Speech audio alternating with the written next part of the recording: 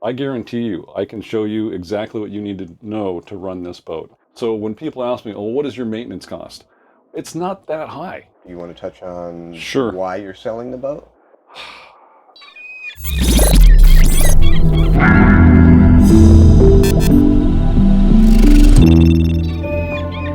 When we toured the 74-foot steel trawler, Elizabeth Ruth, with owner and Captain Paul Crowe, hundreds of thousands of you watched, and many asked the same questions. What does it really cost to maintain an ocean-crossing steel trawler? What modifications did Paul engineer himself over 25 years? And what are the hard-earned lessons from 2 decades of ownership? Today, Paul's back to answer everything. Welcome back to YachtLens, and welcome to the amazing Elizabeth Ruth, and welcome back Paul Crowe, her owner. Hey everyone, thanks for watching. Been a lot of comments, over hundreds of thousands of views and hundreds of comments. We've been through them, and we thought it would be a good thing to maybe come back and do an updated video and answer some of those questions, and that's what we're going to do today. Excellent. All right, so yeah, I wanted to touch just a little bit on the maintenance, because we did a separate video on the haul out of the Elizabeth Ruth, which was done 2 years ago, just almost 2 years ago to the day. Yeah, it was actually. And that was a pretty big job. It was a bigger job than you expected it to be. But Well, it was interesting because we had done a haul out a couple years prior, and we were not able, it might have been during the COVID or whatever, for whatever reason, we were not able to get the super Mondo paint that we'd been using for the previous 20 some odd years. Yeah. So we had to switch paints. Always a concern. I ended up speaking many times with the company reps and telling them what we'd had and what we want to do. And they said, no problem. It's completely compatible. It'll work like $1 million. It did not. So fast forward, I sent a diver down every 6 months just to check, look at my zincs. He reported that we had some big failures going on the bottom. Like, okay, this is not right. Let's haul out. Yeah. So we go to haul out, and it was a disaster. The amount, we've got the video and the pictures, and it was ugly. Paint was falling off all over the place. So it was clearly not compatible. And our only recourse, which was to sandblast, which that was planned in a couple more years, but obviously we could not go any further. Sure. So it's time to sandblast. I worked with it for about a half a day thinking, is there anything I can do? And the answer was clearly no. Sandblast and start over. So that's what we did. And yeah, that was a fairly big, talking about maintenance, that's a fairly big expense. But you don't do it very often. Right. In my 25 years, it had not been necessary up till then. So I'm thinking, why wouldn't you get another 25 years? And the best part is we were able to get my old paint back again. Yeah. So we took it down to bare white steel with 5.5 coats of 2-part epoxy, and then a few more coats of bottom paint, and it was the bottom paint that I'd used for all of those years. So I'm feeling really good about it. That should carry you for a long time. Sure. No, I think we do say at the end of there, it should make it for another 30 years, and I don't really have any qualms. And I have no reason to believe it wouldn't. Yeah. And we probably would have hit that target had we not had the incompatibility issue. Sure. So just do our quick sand down, zincs on, and back in the water. Usually about a week. And that's where I get my figure, about $5,000 is typically what we spend to do what I call a shave and a haircut, which is sand off, some of the rough old paint, and then put 2 new coats on and new zincs, and then back in the water. And that typically we get 4 years very consistently out of that. I'll usually haul out on a Friday, and then we're back in the water by midweek usually. Yeah. Again, weather allowing, but we try to pick, a time of year where we're not going to have this. Let's go through and let's talk about some of the things you've updated and some of the things you've changed, but we'll walk through and do that. Back up in the pilot house of the amazing Elizabeth Ruth on a very, very northwest nautical day. Yes, it is. We are up here with some of the original electronics, and we've had some comments about that. Why don't you tell us about your thinking? We have, absolutely, and they were right. These guys are getting a little long in the tooth and could be pretty easily replaced.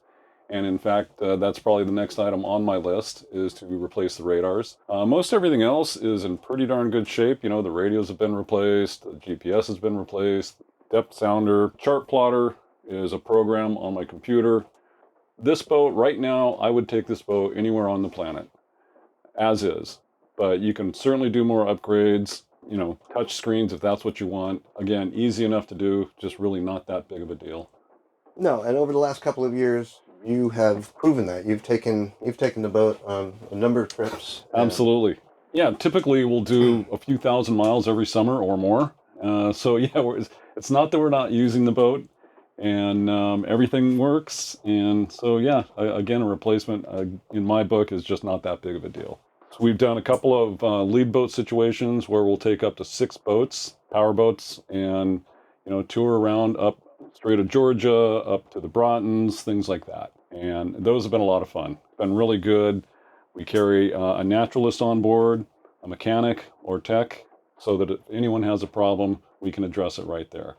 And they've been tremendously successful and just a lot of fun. The repeat business apparently is quite good on those. So people tend to come back again. And your normal trips up to San Juan's and up into well, as far as yep, we do that. The San Juan's I use primarily as a teaching area.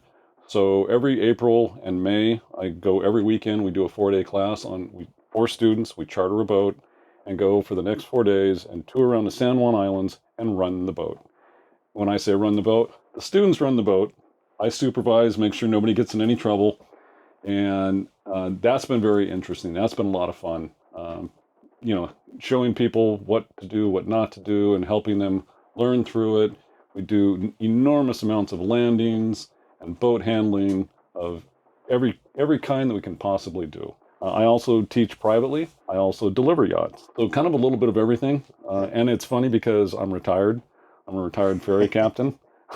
I think I'm putting in more hours now than I was then. So I've gotten to run a few boats. And it's been a lot of fun. Loving every minute of it. Absolutely. And that's the other thing too. I saw a couple of comments. It seemed like a couple of people were maybe a little nervous about running this boat. I guarantee you, I can show you exactly what you need to know to run this boat and teach you how to do it. Because that's the other thing too. For many, many years, I was a training captain on large commercial vessels. Yeah. So if we had a new deck officer that needed to know how to land that boat, I would teach him that. And then if we had another captain coming on new to the boat, I would help him with his break-in period. He was an experienced captain, but needed to get to know that boat. I've kind of done a little bit of everything in the teaching department. So a little bit of time on the Elizabeth Ruth, and we'll have you looking like a pro. Let's go through and let's talk about some of the things you've updated and some of the things you've changed. Okay. Back down in the galley of the beautiful Elizabeth Ruth. Yeah, so Rick, having we've had the boat for 25 plus years, and we have run her the whole coast of western coast of North America, etc. And we've used her.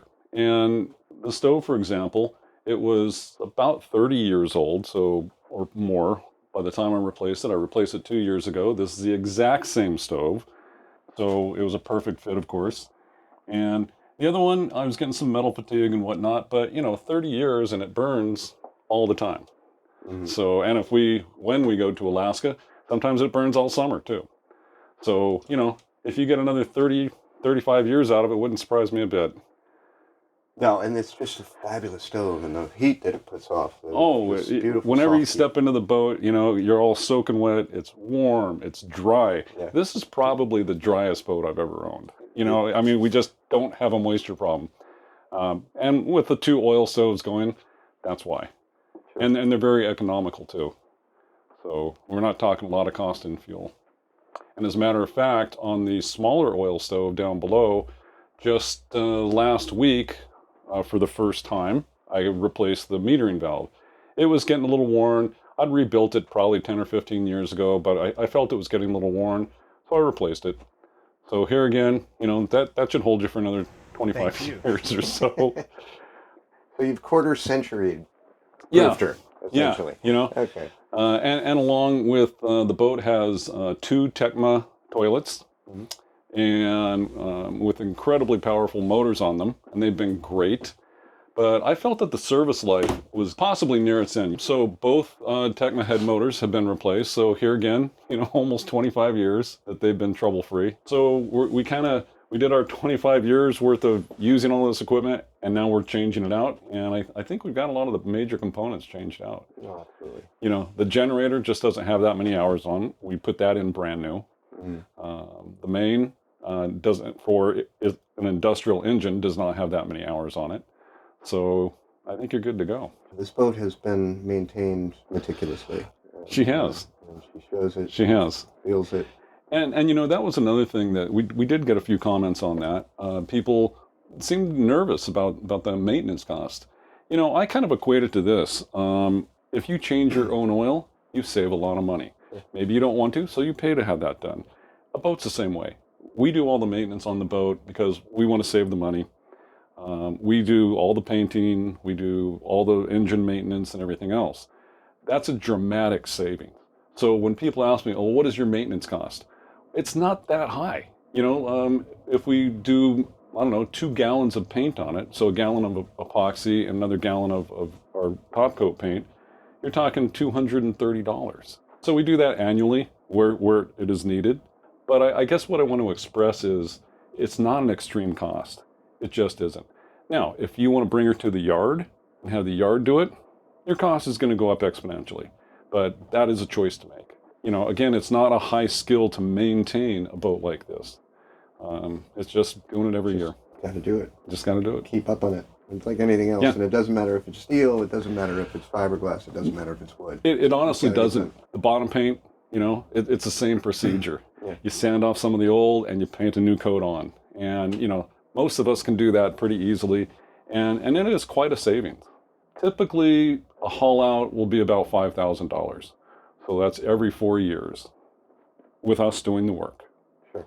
So you're looking at what, $1,200, $1,300 a year that I'm putting away for my haul out.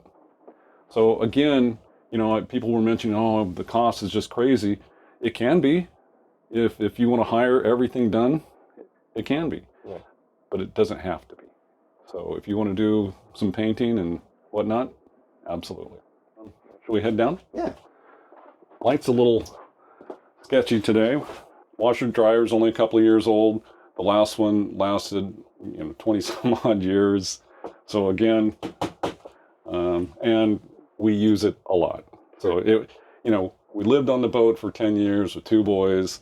Not to mention every summer, 2 to 3 plus months when we leave, we don't come back for that long. So she gets used, and everything's held up very well, and most of the major things are now new again. So yeah, I had to hang my raincoat down here because I got soaked when I got on the boat. You're getting a deluge. Oh, totally. So this is the other oil stove that I was talking about earlier that I just replaced that valve on. And again, just a fantastic stove that just puts off. It's been pretty amazing because between this stove and the big one upstairs, typically it'll heat you off the boat. If it gets very, very cold and windy, and I'm talking snow, we've got a boiler system as a backup. So basically 3 ways to heat, or you could always run electric heaters off the generator, so I guess 4. But the oil stoves are probably 99% of the time. And it's just such a great space down here. It's a pretty comfortable space. It really is. It's, on a nasty, stormy day, or on a Sunday afternoon to come down and watch some football. It's pretty fantastic. And of course, stowage under everything. The other Techno toilet.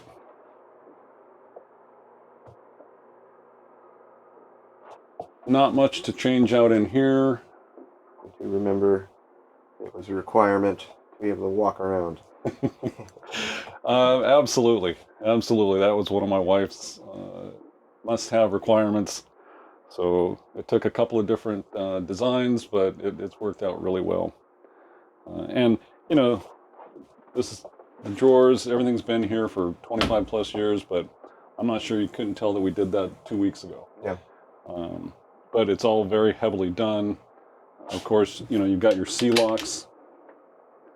So, because that was one of the other things too, is she didn't want C drawers down here in her room, and one of the nice stainless steel sliders.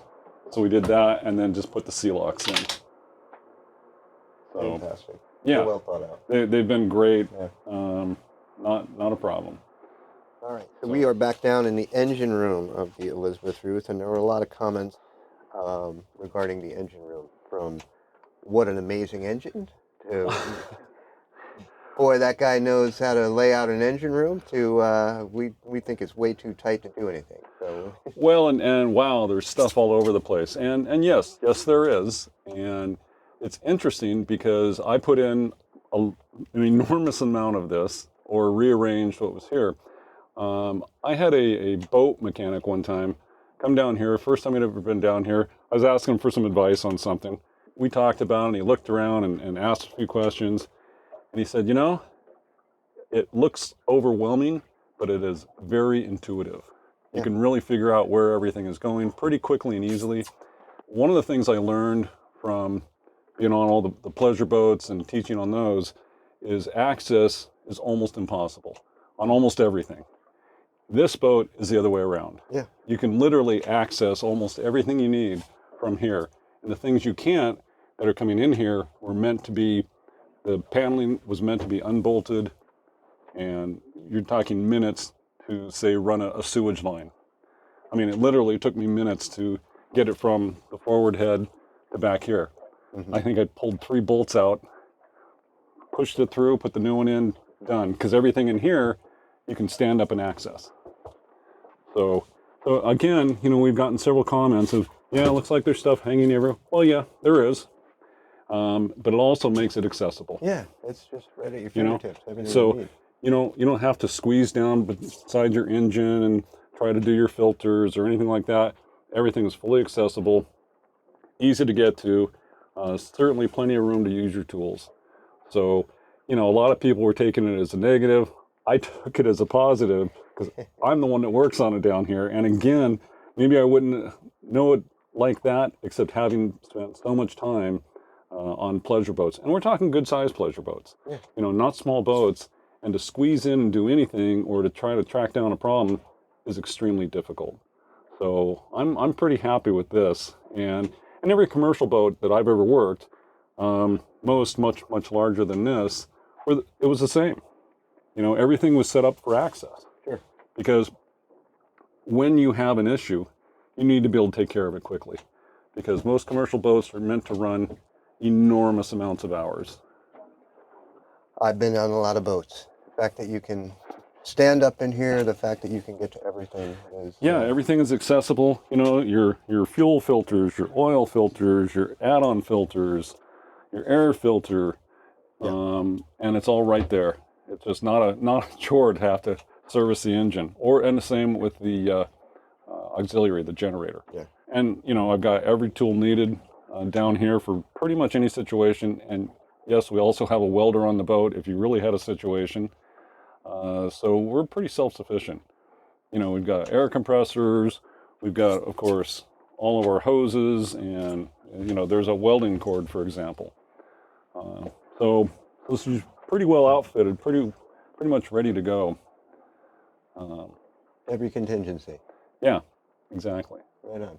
She's an amazing vessel, and wanted to do this update just to give you a chance to show some of the things that you've been doing and talk about the activities of the Elizabeth Ruth, which are numerous. Do you want to touch on why you're selling the boat?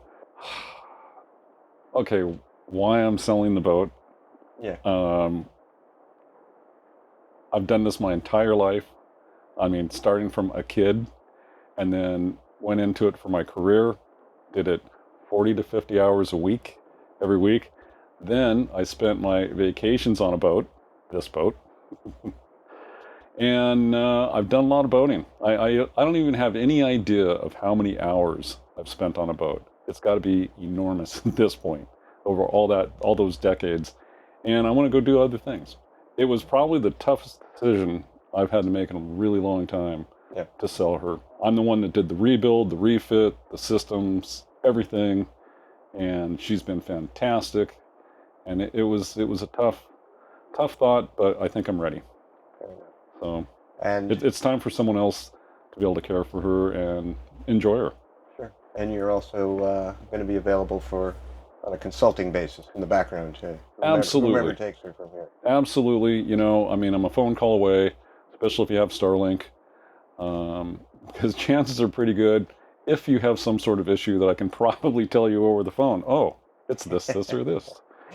So yeah, and again, as I mentioned earlier, I have no problem working with someone for several days and actually hands-on landing and what this boat does, how she handles, etc. So as part of selling the boat and making sure that they're comfortable with running a boat like this.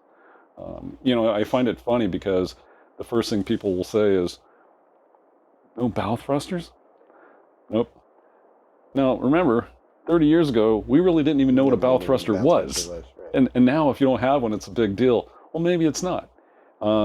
This boat, for a large boat, maneuvers extremely well.